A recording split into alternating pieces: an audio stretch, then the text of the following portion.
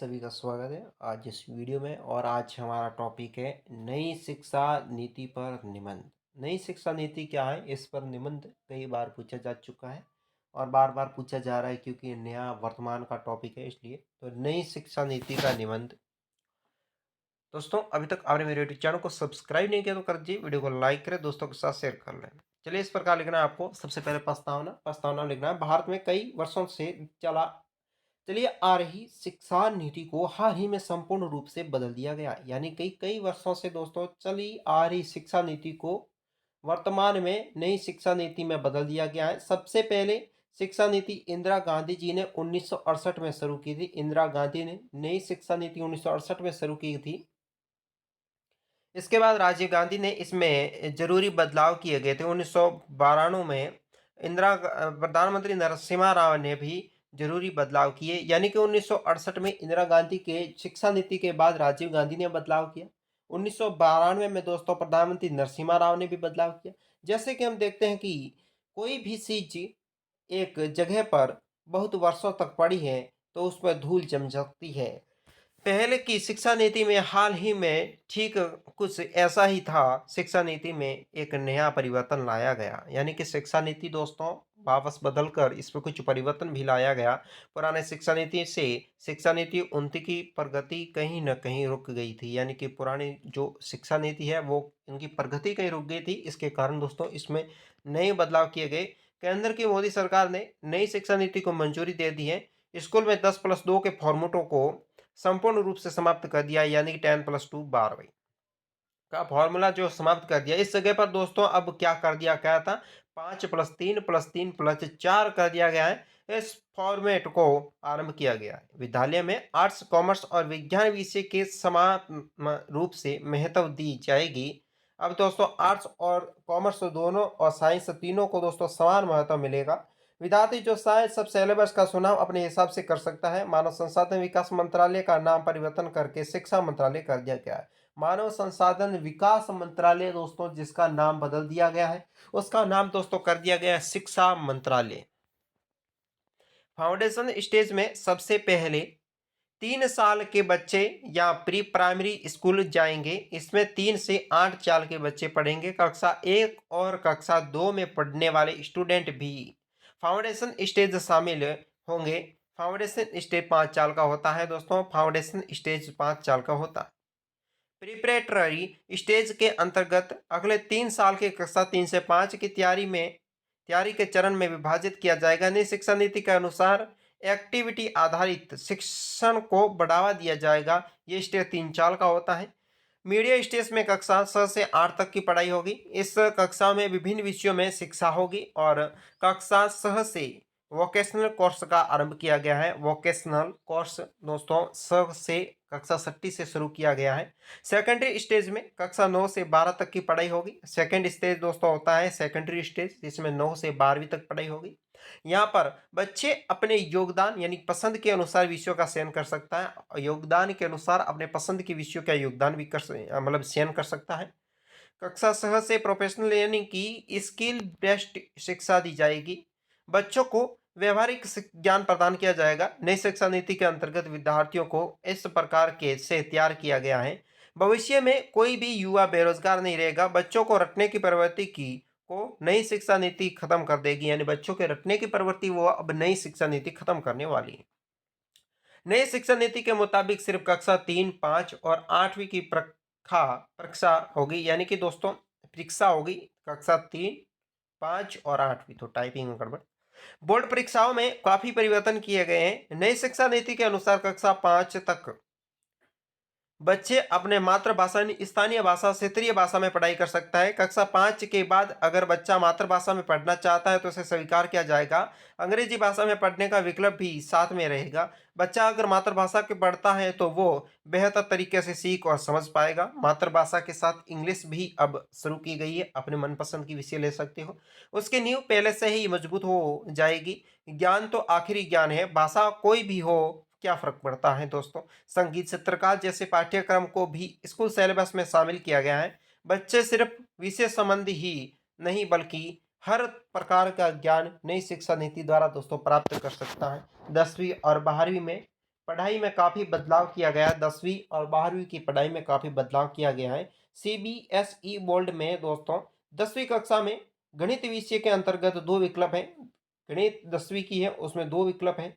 एक बेसिक, दूसरा स्टूडेंट। इस प्रकार के विकल्प सभी विषयों में विद्यार्थियों को प्राप्त होंगे। स्टूडेंट अपने पसंद के मुताबिक कोई भी विकल्प का चयन कर सकता है।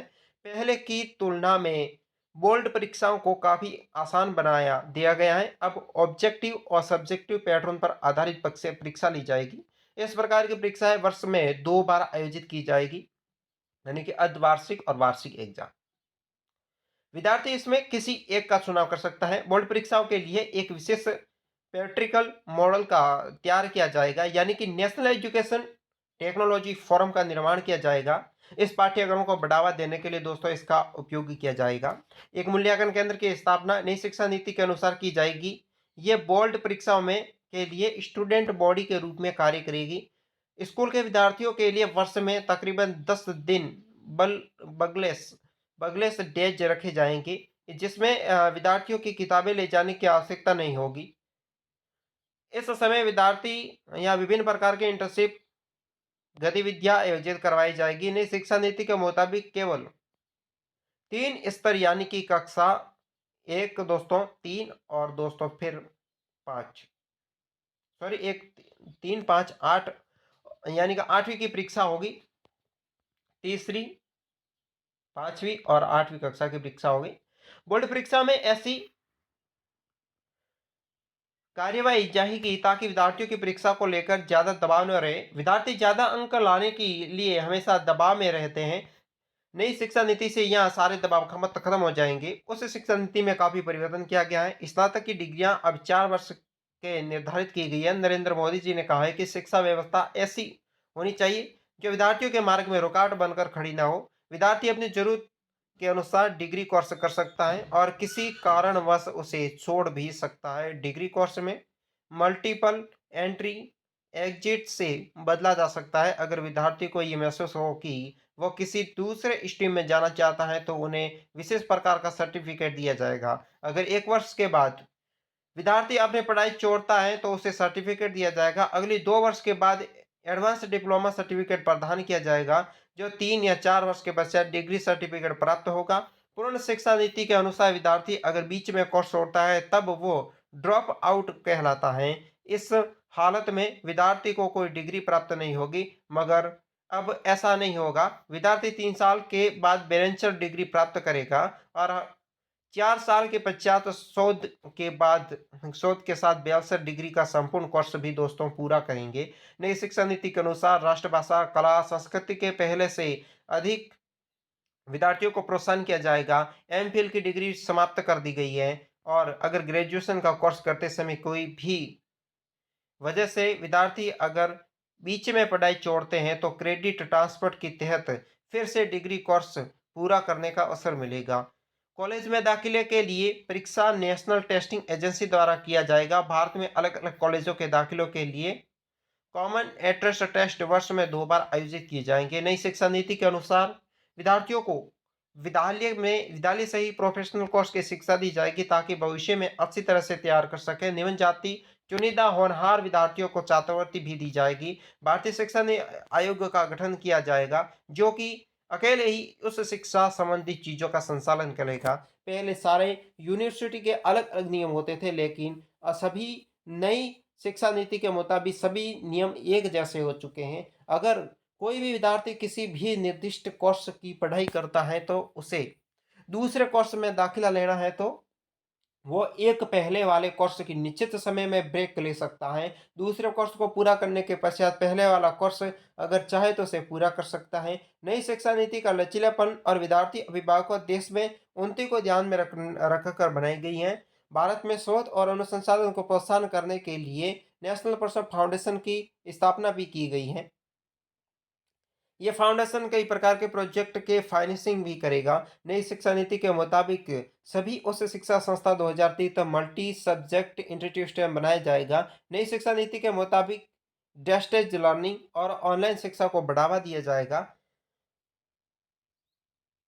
एकेडमिक बैंक ऑफ क्रेडिट का निर्माण होगा, जिसमें विद्यार्थियों को प्रदर्शन और डिजिटल रिकॉर्ड के रूप में रखा जाएगा। नई शिक्षा नीति के अंतर्गत विद्यार्थियों को बौद्धिक, सामाजिक और भावनात्मक तौर पर विकास किया जाएगा। 2030 तक देश में तकरीबन हर जिले में विशाल मल्टी सब्जेक्ट हाई इंस्टीट्यूशन अवश्य होगा।